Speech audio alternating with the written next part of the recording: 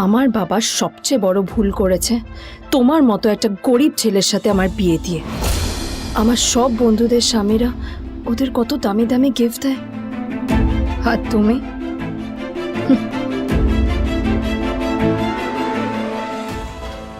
How dare you, তোমার এত বড় সাহস? হ্যাঁ, তোমাকে কে অধিকার দেয় বলো তো যে তুমি আমারই অফিসে দাঁড়িয়ে আমাকেই এতগুলো উল্টোপাল্টা কথা তুমি শোনালে? তোমাকে এখানে আনাই আমার ভুল হয়েছে, সবচেয়ে বড় ভুল হয়েছে। এবার চুপচাপ এখান থেকে বেরিয়ে যাও, রাইট নাও, গেট আউট।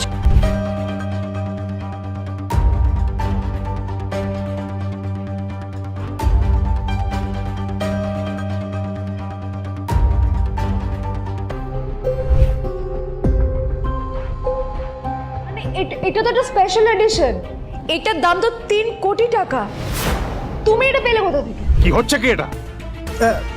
হোটেলের গেটের সামনে এসব এসব ক্যাশ চলছে এখানে।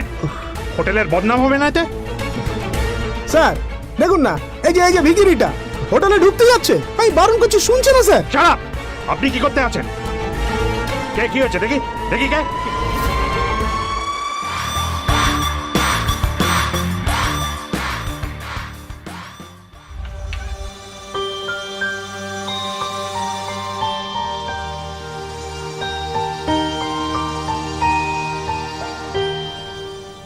এবং তারপরে সেই মেয়েটি তার গরিব স্বামীর কাছ থেকে নতুন বছরে এমন একটা গিফট পেয়েছিল যে তার চক্ষু স্থির হওয়ার জোগাড় হয়েছিল। আর ওর স্বামী সম্পর্কে সত্যিটা জানার পর তো ও প্রায় অজ্ঞান হয়ে গিয়েছিল।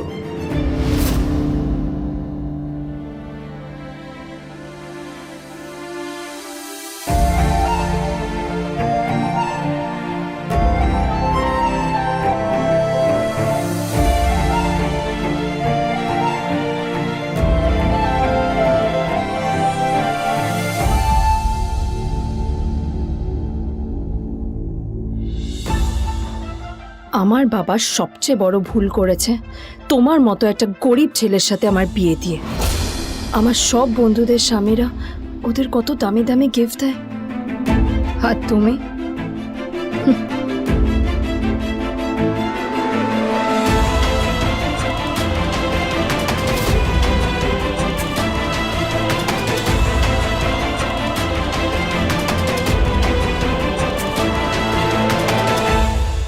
আদ্রিতা তার বাবার কথায় নীলকে বিয়ে তো করেছিল, কিন্তু ও শর্ত দিয়েছিল যেন বাড়ির বাইরের কেউ না জানতে পারে যে নীল ওর স্বামী।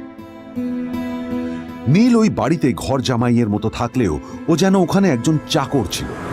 সবাই ওকে অপমান করত। ওই বাড়িতে না ও ঠিকমতো খাবার পেত, আর না ওর কোনো আলাদা ঘর ছিল। কখনো কার্পেটের উপর ঘুমোতো, তো কখনো আবার পোষা কুকুরের ঘরের পাশে নীলকে ঘুমোতে হতো। হাত খরচ মেটাতে ও এক জায়গায় ওয়েটারের কাজও করত। আদ্রিতা তার বন্ধুদের বলেছিল যে আদ্রিতা বিদেশে বিয়ে করেছে আর তার স্বামী লন্ডনের একজন খুব বড় বিজনেসম্যান। কিন্তু যখন আদ্রিতার বন্ধুরা ওকে ওদের স্বামীদের দেওয়া দামি দামি গিফটগুলো দেখাতো, তখন লজ্জায় ওর ভিতরটা পুড়ে ছাই হয়ে যেত।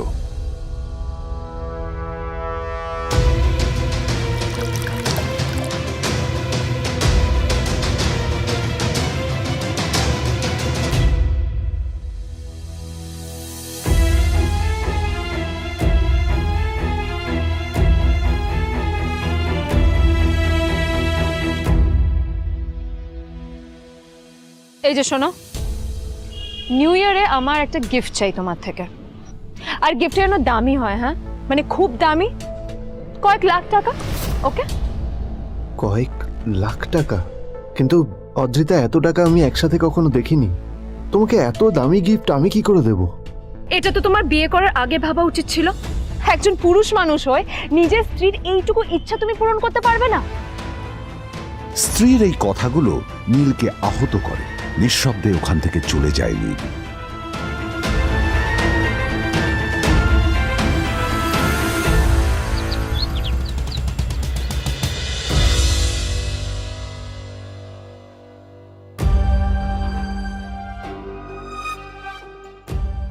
দুদিন পর নিউ ইয়ার পার্টির আগে নীল আদ্রিতার কাছে এসে একটা গিফট প্যাক দেয়।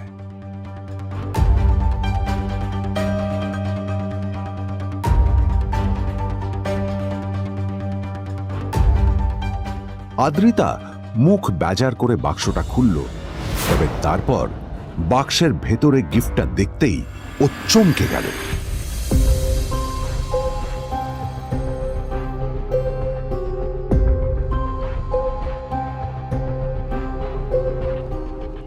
এই এই ফোনটা মানে এটা তো একটা স্পেশাল এডিশন, এটার দাম তো 3 কোটি টাকা। তুমি এটা পেলে কোথা থেকে? আসলে আসলে এটা অরিজিনাল নয়। আমি ওই ফোনটারই একটা কপি এনেছি।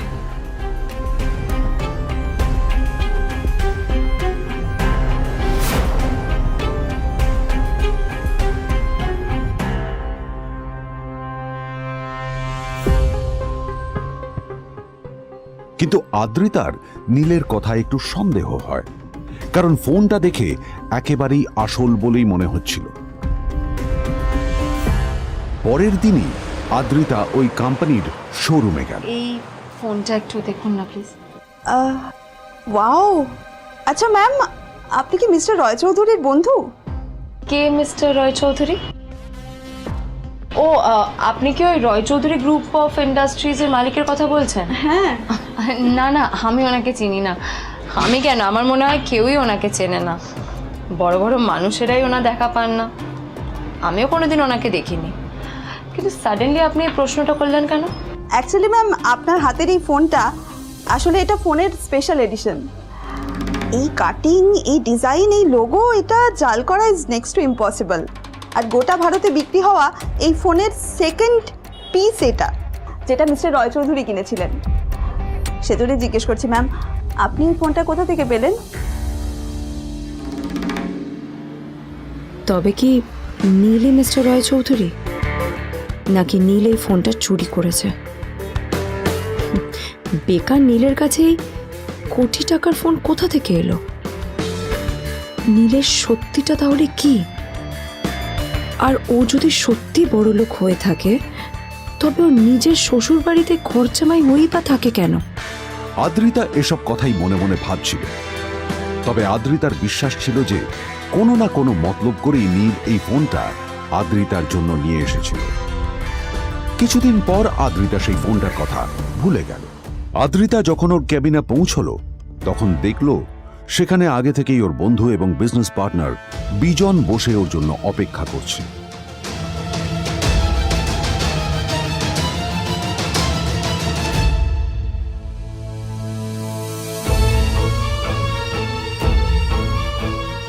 কোথায় ছিলে বলো তো? আমি 1 ঘন্টা ধরে তোমার জন্য এখানে ওয়েট করছি। এই লোকটার কি কোনো কাজকর্ম নেই? 1 ঘন্টা ধরে বসে আমার স্ত্রী আদ্রিতার জন্য অপেক্ষা করছে। সরি বিজন, আমি খুবই দুঃখিত যে বাড়ির কিছু লোকের জন্য না আমার সবসময় লেট হয়ে যায়। আদ্রিতার কথা শোনার পর বিজনের 1 ঘন্টা অপেক্ষা করার অভিযোগ 1 মুহূর্তের মধ্যে মিলিয়ে গিয়েছিল। কি হলো, হাসছো কেন? লটারি পেলে নাকি? লটারি? হ্যাঁ, তুমি আসা মানে আমার কাছে লটারির থেকেও বেশি দাম। তবে তার থেকে কিঞ্চিত কম দামি একটা গিফট আমি তোমার জন্য এনেছি।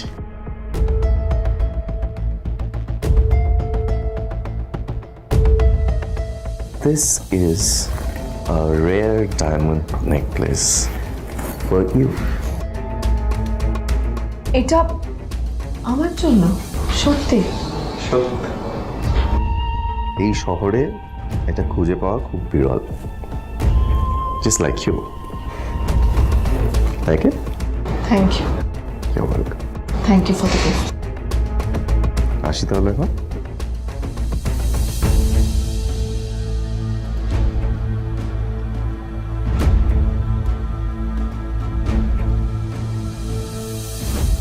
আদ্রিতা, আমি আজ পর্যন্ত তোমাকে কোনো রকম উপদেশ দিইনি, কিন্তু আজ আমি তোমাকে বলতে বাধ্য হচ্ছি। এই যে এই লোকটা, এই লোকটা তোমাকে শুধুমাত্র ইমপ্রেস করার জন্য একটা নকল সস্তার হীরের গয়না দিয়ে গেছে। এরকম একটা লোকের সাথে তোমার মেশা উচিত না। ভবিষ্যতে কিন্তু তুমি বিপদে পড়বে। আদ্রিতা, আমি তোমাকে কথা দিচ্ছি, আমি তোমার জন্য আসল রেয়ার একটা হীরের গয়না এনে দেবো, এর চেয়েও দামি, এর চেয়ে অনেক অনেক বেশি দামি। তার জন্য আমাকে যাই করতে হোক না কেন, আমি তোমাকে একদিন ঠিক এনে দেবো, ঠিক এনে দেবো তোমাকে। তাদের বিয়ে হয়েছে 2.5 বছর। এর মধ্যে প্রথমবার তার মনে হলো নীল তার জন্য লড়াই করছে। নীলের এই রূপটা দেখে আদ্রিতা চমকে গেল। আজ প্রথমবারের মতো আদ্রিতার মনে প্রশ্ন এলো, নীলকে নিজের থেকে দূরে সরিয়ে রেখে আমি কি কোনো ভুল করছি? না না, এটা আমি কি ভাবছি? বিজন আমার বিজনেস পার্টনার, ও আমাদের মেইন ইনভেস্টর। নীলের এই অ্যাকশনের কারণে বিজন আমার কোম্পানি থেকে ব্যাক আউট করে গেলে কি হবে? না না না না না, নীলের জন্য আমি আমার এত বছরের পরিশ্রমকে জলে দিতে পারি না। আমার নীলকে নয়, আমার বিজনকে প্রয়োজন। এইসব ভাবতে ভাবতে আদ্রিতার নীলের ওপর রাগ হতে শুরু করে। আর অন্যদিকে সেন কর্পোরেশনের অফিস থেকে বেরিয়ে নীলের খুব ফুরফুরে লাগছিল। তখনই হঠাৎ ওর ফোনটা বেজে উঠল। ফোনটা ছিল মিস্টার রায় চৌধুরীর। তিনি ছিলেন শহরের সব থেকে বড় বিজনেসম্যান। হ্যাঁ মিস্টার রায়চৌধুরী, আমি আপনাকেই ফোন করতে যাচ্ছিলাম। আমি একজন বিশেষ লোকের সাথে তোমার একটা মিটিং ফিক্স করেছি। ওর অ্যাড্রেস আমি তোমাকে টেক্সট করে দিয়েছি। আমি চাই তুমি ওই লোকটার সাথে মিট করো। ঠিক আছে, আমি যে কোনো কারোর সাথে দেখা করতে পারি, কিন্তু তার জন্য আপনাকে আমার দুটো শর্ত মানতে হবে। প্রথমটা, আমার জন্য একটা রেয়ার হীরের নেকলেস আপনাকে জোগাড় করে আনতে হবে। আর দ্বিতীয়টা, আমি আপনাকে টেক্সট করছি, এটাও কিন্তু একই রকম জরুরি। এই দুটো কাজ আপনাকে যত তাড়াতাড়ি সম্ভব করে ফেলতে হবে আমার জন্য, ঠিক আছে? তোমার অ্যাকাউন্টে কিছু টাকা পাঠিয়েছি, কিছু জামা কাপড় কেনো, যাতে তুমি ভদ্র সমাজে আসার যোগ্য হও, আর তোমাকে আমি স্বামীর পরিচয় দিতে লজ্জা না পাই। তোমার কারণে আমার পরিবার লজ্জা পাবে, আমি সেটা চাই না। যখনই দেখি তখনই তুমি ভিখিরির মতো ছেঁড়া ফাটা জামা কাপড় পরে থাকো। আসলে আদ্রিতার বাড়িতে আজ ফ্যামিলি ডিনার পার্টি ছিল, আর শেষবার নীলের জন্য ওকে অনেক ঝামেলা পোহাতে হয়েছিল। মেসেজ পড়ে নীল ফোনটা নিজের পকেটে রেখে রাস্তার ধারে গিয়ে একটা ট্যাক্সি থামানোর জন্য হাত বাড়িয়ে দিল। নীল ট্যাক্সি ধরে গোল্ডেন সিটি অ্যাভিনিউর দিকে বেরিয়ে পড়ল। গোল্ডেন সিটি অ্যাভিনিউ শুধু কলকাতারই নয়, এটা ছিল সারা পশ্চিমবঙ্গের সবচেয়ে বিলাসবহুল সোসাইটিগুলোর মধ্যে একটা। আসলে এই সেই জায়গা যেখানে মিস্টার রায়চৌধুরী আজ তার জন্য গোপন মিটিং ফিক্স করেছিলেন। কিন্তু নীল কার সাথে দেখা করতে যাচ্ছে এ সম্পর্কে ওর কোনো ধারণাই ছিল না। যখন নীল সেখানে পৌঁছলো, পুলভিলার বাগানে বসে থাকা লোকটিকে দেখে রাগে নীলের রক্ত ফুটতে শুরু করলো। নীল ওখানে না দাঁড়িয়ে বেরিয়ে গেল। অন্যদিকে সেন কর্পোরেশনে ইনভেস্টরদের সঙ্গে আদ্রিতার মিটিং একেবারেই ভালো যায়নি। তাকে দেখে বেশ গম্ভীর মনে হচ্ছিল।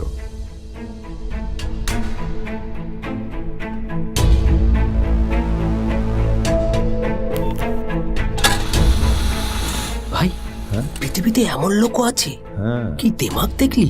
হ্যাঁ, কাজকর্ম তো কিছু করার নেই, আর কিছু করেও না। হ্যাঁ, শুধু চলে এসছে আমাদের ম্যাডামকে রাখাতে। এই 1 বছরে না কিচ্ছু বদলায়নি। আরে আমি তো ভেবেছিলাম যে এর সাথে ম্যাডামের আর কোনো সম্পর্কই নেই, কিন্তু না, এখন যা দেখছি উল্টে ম্যাডামের মাথায় উঠে নাচছে। আমার মাঝে মাঝে মনে হয় এদের দুজনের বিয়ে কিভাবে হলো। আর বিয়ে তো অনেক পরের কথা, 2 বছর হয়ে গেল এদের এখনো ডিভোর্স হলো না। হ্যাঁ, আমার তো ভাবলে কিরকম অবাক যা লাগছে। বলেছিস।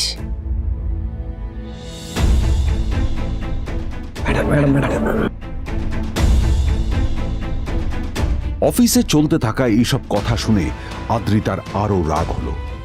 আদ্রিতা ক্যাবিনে যাওয়ার পরে রাগকে নিয়ন্ত্রণ করা ওর পক্ষে আরো কঠিন হয়ে গেল। ও তখন বুঝতেই পারছিল না যে ওর রাগ কিভাবে নিয়ন্ত্রণ করবে। আদ্রিতা এটাও ভাবছিল যে নীলের জন্য ওকে আর কত অপমানিত হতে হবে। এসব ভাবতে ভাবতেই আদ্রিতার চোখ গেল ওর বাবার ছবিটার দিকে।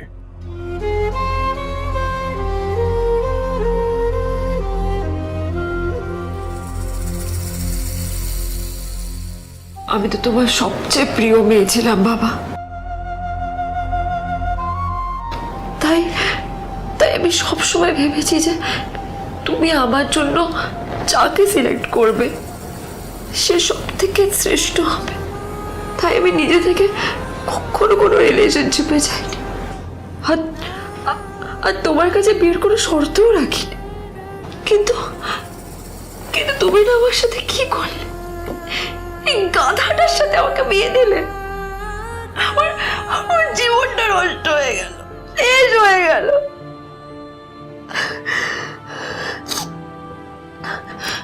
আমি যদি একটু জানতাম যে ও ও কিছু করে না, ঘর চাপাই হয়ে থাকবে, এইসব কাজকর্ম করে, তাহলে আমি কোনোদিনই বিয়েতে রাজি হতাম না বাবা, কোনোদিন না, কোনোদিন।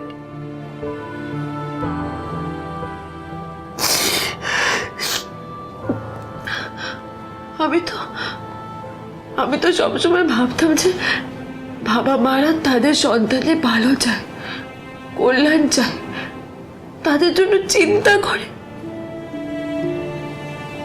কিন্তু কিন্তু বাবা, তুমি আমার জন্য একটু চিন্তা করোনি। তুমি শুধু তোমার শেষ কর্তব্যটুকু করতে চেয়েছিলে, শেষ ইচ্ছাটুকু রাখতে চেয়েছিলে। পালন করা হয়ে গেছে, আর আমাদের তুমি ছেড়ে চলে গেলে। তুমি আমাকে ছেড়ে চলে গেলে। অন্যদিকে নীল রিইউনিয়ন পার্টির জন্য হোটেল প্রাইম স্টারের দিকে রওনা হলো। হোটেল প্রাইম স্টার ছিল শহরের সবচেয়ে দামি হোটেল। ওখানে শহরের সব বড় লোকেরা যাতায়াত করত। নীল যখনই তার পুরনো বাইকটা নিয়ে ওখানে পৌঁছলো, ওর পুরনো জামা কাপড়, পুরনো বাইক আর ওর পায়ে ছেঁড়া চপ্পল দেখে সিকিউরিটি গার্ড ওকে গেটের বাইরেই আটকে দিল। থাম থাম, এই কোথায় যাচ্ছিস শালা ভিখিরি? না না দাদা, আপনি আমাকে ভুল বুঝছেন। আসলে আমাকে ইনভাইট করা হয়েছে, আমি এই হোটেলেই এসেছি। শালা মিথ্যে কথা বলার জায়গা পাস না? হ্যাঁ, মিথ্যে কথা বলার আগে নিজের চেহারাটা তো দেখতিস। এটা একটা প্রাইম হোটেল, বুঝেছিস? এখানে সব শহরের বড় বড় লোকেরা তাদের বড় বড় গাড়ি নিয়ে আসে। শালা তোর মতো একটা ভিখিরি একটা ফ্যাট প্যাটে আওয়াজ বের করা বাইক নিয়ে চলে এসেছিস, আর আমি তোকে ঢুকতে দেবো না দাদা, আমাকে ইনভাইট করা হয়েছে। আমাকে শুনুন শুনুন, চল আমাকে একবার ঢুকতে দিন আমাকে। নীল পড়ে যেতেই একটা দামি গাড়ি ওখানে এসে দাঁড়ালো। এই গাড়িটি আর অন্য কারো নয়, হোটেল প্রাইমের মালিক মিস্টার খান্নার ছিল। কি হচ্ছে কি এটা? হোটেলের গেটের সামনে এসব এসব ক্যাশ চলছে এখানে। হোটেলের বদনাম হবে না এতে? স্যার দেখুন না, এই যে ভিখিরিটা হোটেলে ঢুকতে যাচ্ছে, আমি বারণ করছি, শুনছে না স্যার? শালা, আপনি কি করতে আছেন? কে কি হচ্ছে দেখি দেখি কে? মিস্টার খান্না তার চশমা খুলে নীলের দিকে দেখলেন, আর ওনার মুখটা হাঁ হয়ে গেল।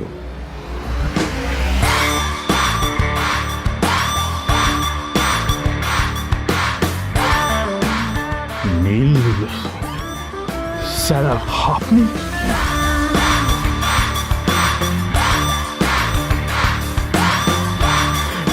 Extremely sorry sir. Sir sir, আপনি একটা ইনফর্ম করেননি কেন আমাকে? আপনি আসবেন জানলে তো আমি নিজে রিসিভ করতে আসতাম আপনাকে। ছি ছি ছি ছি ছি। ঠিক আছে, আপনি ব্যস্ত হবেন না প্লিজ। জানোইনি কে? নিজের বসকে এভাবে একজন ভিখারিকে হাতে পায়ে ধরতে দেখে গার্ডটিও অবাক হয়ে গেল। আরে sir, sorry sir, extremely sorry, আপনি আমার সঙ্গে আসবেন। সরি স্যার, সরি, ভুল হয়ে গেছে স্যার। সালাম স্যার। নীল কি তবে সত্যিই একজন খুব বড়লোক কেউ? জানতে পকেট এফএম এর এই সম্পূর্ণ গল্পটি শুনুন বস, দুনিয়া যার বসে। নিচের ইনস্টল বাটনে ক্লিক করুন এবং পকেট এফএম ডাউনলোড করুন। লিঙ্কটি রয়েছে ডেসক্রিপশনে।